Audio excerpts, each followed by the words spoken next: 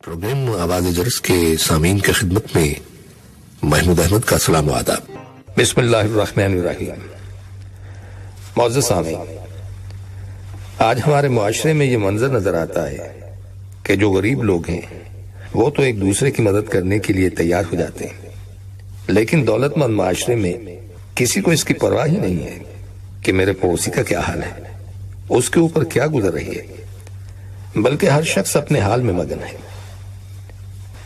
बर्रे सगीर के ममालिक में ये बात देखने में आई है कि एक कार वाले ने एक आदमी को टक्कर मार दी। वो शख्स सड़क पर गिर गया और वो कार वाला मारता हुआ निकल गया। उस कार वाले ने ये नहीं सोचा कि ये मुझसे ज्यादती हुई है और मेरा फर्ज बनता है कि मैं इसको कुछ तिब्बी इमदाद पहुंचाऊं और इसे अस्पताल लेके जाऊं। नबी अकरम सल्लल्लाहु अलैहि वसल्लम का इरशाद है कि एक मोमिन का यह काम नहीं कि वह दूसरे मोमिन को बेयारू मददगार छोड़ दे, बल्कि जहां मौका हो और जितनी इस्तात हो वो दूसरे मोमिन की मदद करे। अल्लाह सुब्हानहू व तआला का इरशाद है, इन्नमल मोमिनूना इख्वा, यानी सारे मोमिन आपस में भाई भाई हैं। चाहे वो आपकी जुबान ना बोलता हो, चाहे वो आपकी नस्ल से ताल्लुक न रखता हो, लेकिन अगर वो मोमिन है तो वो आपका भाई है। अल्लाह सुब्हानहू व तआला ने ये ला इलाहा इल्लल्लाह का रिश्ता ऐसा मजबूत बनाया है कि ये किसी जुबान का मोहताज नहीं। एक बुजुर्ग ने अपना एक वाकया बयान किया। कहने लगे कि बहुत साल पहले की बात है, मुझे चीन जाने का मौका मिला।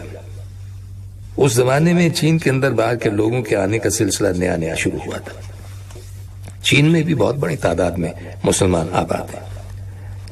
मुसलमानों के एक इलाके में मेरा जाने का इत्तेफाक हुआ। उस वक्त वहां बर्फबारी हो रही थी। फजर के वक्त हमें एक इलाके से गुजरना था जहां मुसलमानों की आबादी थी।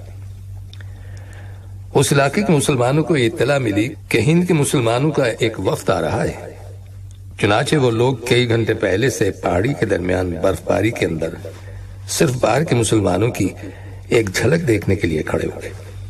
जब हमारा काफिला उनके करीब से गुजरा तो उनकी जुबान पर सिर्फ एक नारा था, अस्सलामु अलैकुम, और सलाम करते ही उनकी आंखों से आंसू जारी हो गए, इसलिए कि जिंदगी में पहली मर्तबा उन्होंने अपने वतन से बाहर के किसी मुसलमान की शक्ल देखी थी।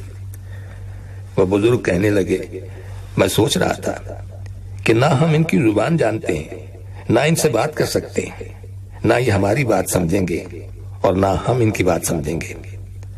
खानदानी एतबार से, नस्ली एतबार से, जुबान के एतबार से उनके साथ कोई रिश्ता नहीं था, लेकिन दिल में मोहब्बत के दरिया सिर्फ इसलिए मौजूद थे कि वो ला इलाहा इल्लल्लाह मुहम्मद रसूलुल्लाह पढ़ने वाले थे। इन्नमल मोमिनूना इख्वा का मंजर अल्लाह ताला ने वहां दिखाया।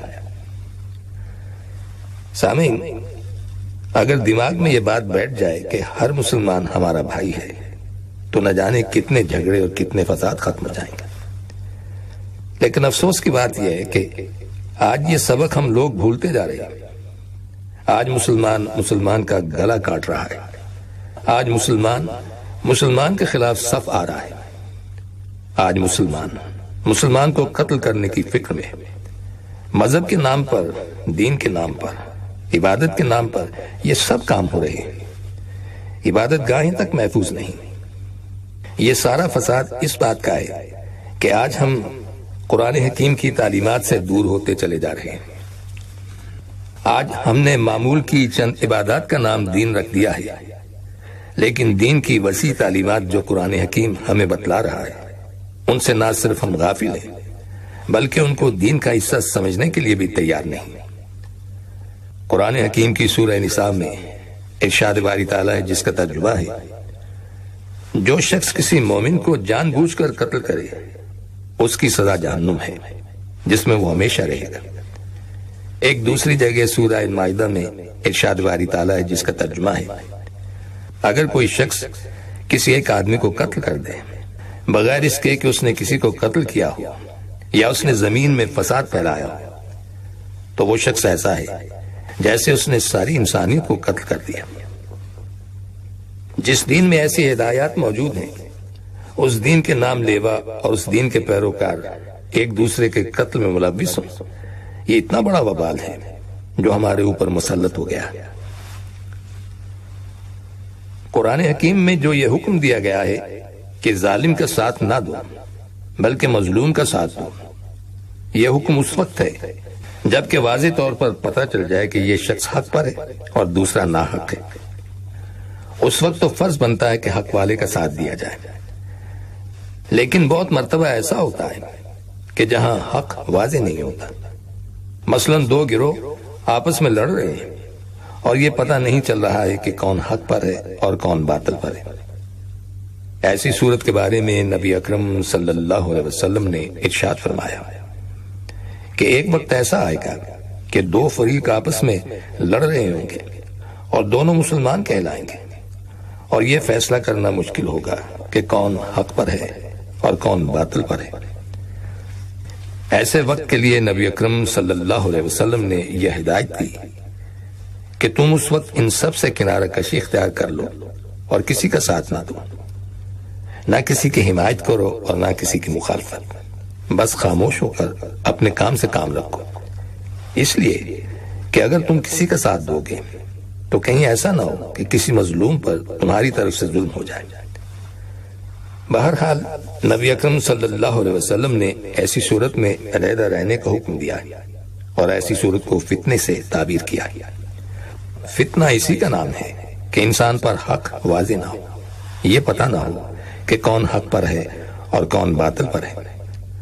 اگر حق واضح ہو جائے تو وہ فتنہ نہیں، لیکن اگر حق واضح نہیں ہو رہا ہے تو وہ فتنہ ہے، اور فتنے سے نبی اکرم صلی اللہ علیہ وسلم نے الگ رہنے کا حکم دیا. بلکہ یہاں تک آپ نے ارشاد فرمایا کہ اپنے گھر میں چپ چاپ بیٹھ جاؤ اور باہر نکل کر لڑنے والے گروہوں کو دیکھو تک نہیں، اس لیے کہ فتنہ ایسی چیز ہے کہ اگر تم اس کی طرف دیکھو گے تو وہ فتنہ تمہیں اچک لے گا، اس لیے اس سے دور رہو. آپ نے دیکھا ہوگا کہ ہمارے یہاں بہت سی لڑائیاں، بہت سے جھگڑے، خاص طور پر سیاسی نوعیت کے جھگڑے ایسے ہوتے ہیں کہ ان میں عام طور پر یہ صورتحال پیدا ہو جاتی ہے. ایسی صورت میں نبی اکرم صلی اللہ علیہ وسلم کا ارشاد یہی ہے کہ آدمی اس سے کنارہ کش رہے.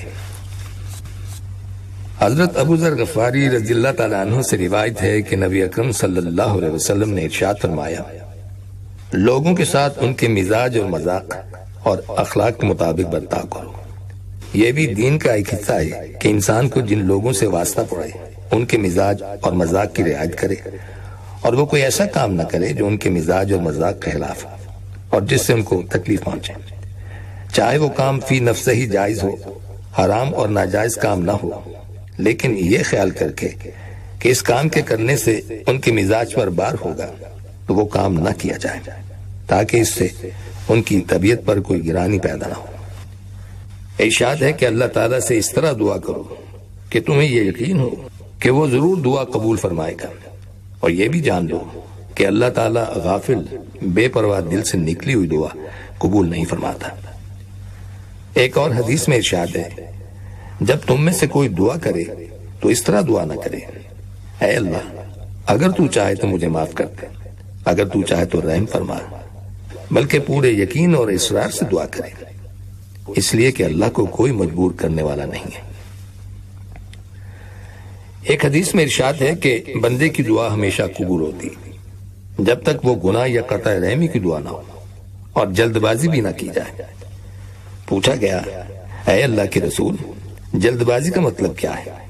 تو آپ صلی اللہ علیہ وسلم نے ارشاد فرمایا، وہ کہتا ہے، میں نے دعا کی اور بار بار دعا کی، لیکن ایسا نظر آتا ہے کہ میری دعا قبول نہیں ہوئی، چنانچہ اس کے نتیجے میں وہ سست اور مایوس ہو جاتا ہے اور دعا کرنا چھوڑ دیتا ہے. نبی اکرم صلی اللہ علیہ وسلم نے ایک آدمی کا ذکر فرمایا جو لمبا سفر کرتا ہے، پراگندہ حال، گرد و غبار میں اٹا ہوا، اپنے دونوں ہاتھ آسمان کی جانب بلند کرتا ہے اور کہتا ہے، اے رب، اے رب، حالانکہ اس کا کھانا حرام کا ہے، اس کا پینا حرام کا ہے اور اس کا لباس بھی حرام کا ہے، حرام کی غذا ہی اس کی خوراک ہے، تو ایسے شخص کی دعا کیوں کر قبول ہو سکتی؟ ان احادیث کی روشنی میں ان آداب اور شرائط کو ملحوظ رکھتے ہوئے دعا کی جائے تو یقیناً وہ دعا قبول ہوتی ہے، یا اس کے عوض کچھ اور فوائد انسان کو حاصل ہو جاتے ہیں. اور سامعین، ان کلمات کے ساتھ ہی ہمارے آج کے پروگرام کا وقت بھی اب ختم ہوتا ہے، اس دعا کے ساتھ کہ اللہ تعالی ہم سب کو صراط مستقیم پر چلنے کی توفیق عطا فرمائے، آمین۔ آئندہ ملاقات تک کے لیے محمود احمد کو اجازت دیجیے، اللہ حافظ۔